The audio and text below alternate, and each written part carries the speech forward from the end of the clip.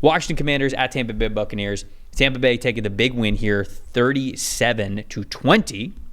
When we look at the top 5 graded players for the Tampa Bay Buccaneers, Chris Godwin comes in at number 1 with a 90.5 grade. Right behind him is his running mate, Mike Evans, scored 2 touchdowns in this one, 77.5 grade. Tristan Wirfs is 77.3 at number 3. Edge rusher Yaya Diaby had a 72.7 overall grade, and then safety Jordan Whitehead with a 70.4. Baker Mayfield would have been second on this list, coming in with an 82.0 grade. A fantastic day from Baker Mayfield. He looked like he was playing very, very confidently. I'm sure that we'll continue to talk about that. And then Washington, on the flip side of things, their running back Brian Robinson Jr., 83.2 overall grade. Guard Sam Cosmi got paid right before the season, showing that he's worth that contract extension, 81.6. Cornerback Noah Igbenogany showing up, 72.3 overall grade. Offensive tackle Cornelius Lucas with a 69.9, and offensive guard Nick Allegretti with a 67.3. Jaden Daniels in this one, kind of running for his life. He had some good plays, but it was a lot of up and down for Jaden. 50.7 overall grade is what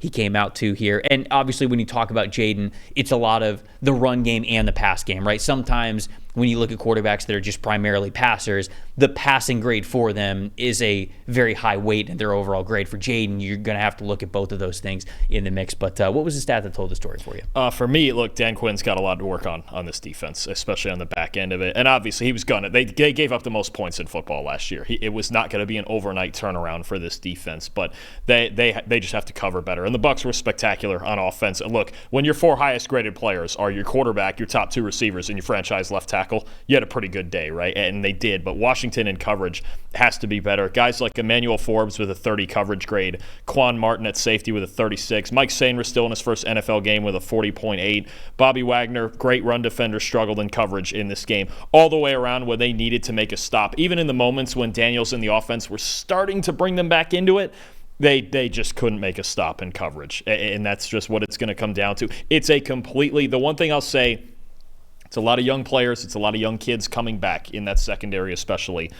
And Dan Quinn's defense is pretty much the exact opposite of what Ron Rivera's was.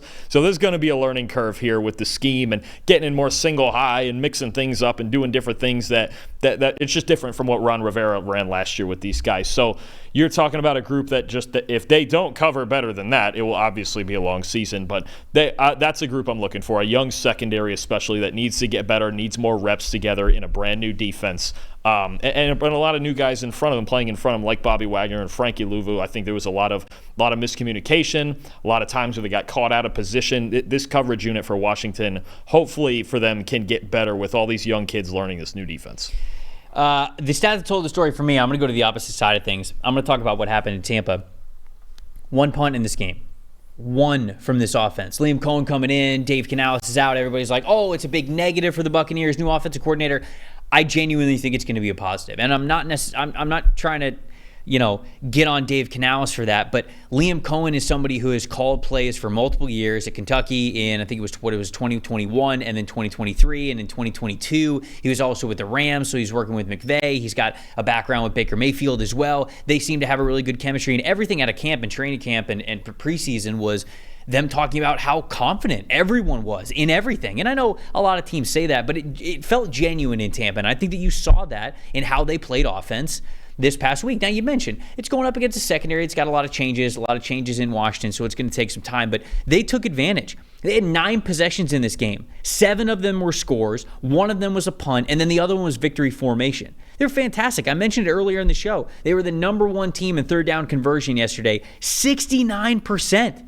They had a 41.2% third down conversion percentage last season. So this is a fantastic start out of the gate. Baker Mayfield knew where he needed to go with the football. Now, it wasn't perfect. There were a couple of throws that, could have been a little bit better here and there, but that's nitpicking, man. 82 passing grade for Baker Mayfield is great. And 4 touchdowns, the way that they won, the way that they felt in control, the way that they were able to keep their foot on the gas in the passing game, it's not something that has been consistent enough for them to do that in the past. And so that to me, that is the stat that told the story there, is that this Bucs offense, even beyond just this game, now they play the Detroit Lions coming up, so that's going to be a fun one. That's where, they ended their season in the divisional round last year, so it's going to be a playoff rematch, but how well they were able to play and sustain drives and make sure that almost every drive ended in points was huge for this team. What about a most impressive and a most disappointing? I'm going to stay in the Bucs passing game real quick, and I think look, Mike Evans is such a constant, right? He's such a constant. We hardly have to talk about him. He's getting 1,000 yards. He's going to be great. He's always great, right? Chris Godwin, I think, is a huge X factor for this team, and he was spectacular in this game. 8 catches for 83 yards and a touchdown, 89.1 receiving grade, 7 first downs, and 5 of those 8 catches on third down. So he was a guy that you mentioned Liam Cohen. I think he did a spectacular job of isolating Chris Godwin in one-on-one matchups, moving him around the formation, inside, outside, wherever, different routes. Even a couple. I think there was a pick play that went to Godwin that he caught a wheel on, and Sainer still couldn't get through the pick. He was just terrific. I think he's a big X factor. We know Mike Evans is going to show up, but if you can keep, especially on third down, this Bucs offense, if you're a defensive coordinator, your first thought is, okay, where's Mike Evans? Where is he? Not that he's hard to see by any means, but where is he? Now, if you have Godwin, because last year was inconsistent, right? There were games when he was great, and there was games when it just kind of felt like, where is he, right?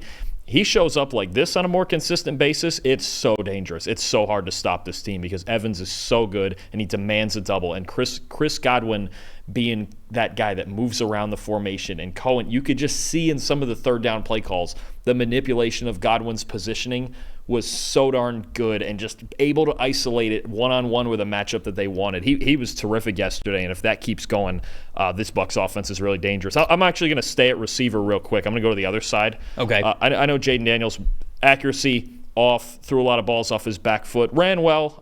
There was some good plays where he made smart decisions, but I need Terry McLaurin to be better. 30 routes, 2 catches, 17 yards. They just traded Jahan Dotson to Philly. So they're kind of thin on options past McLaurin.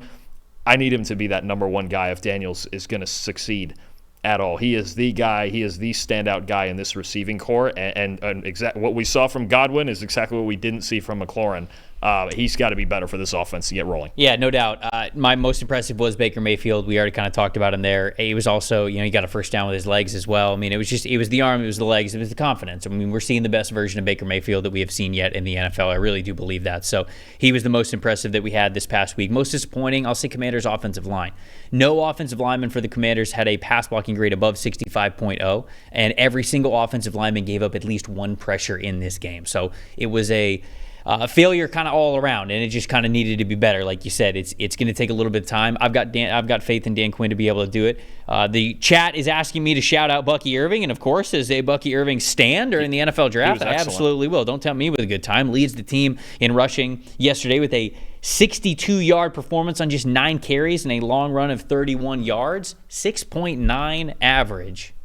Nice.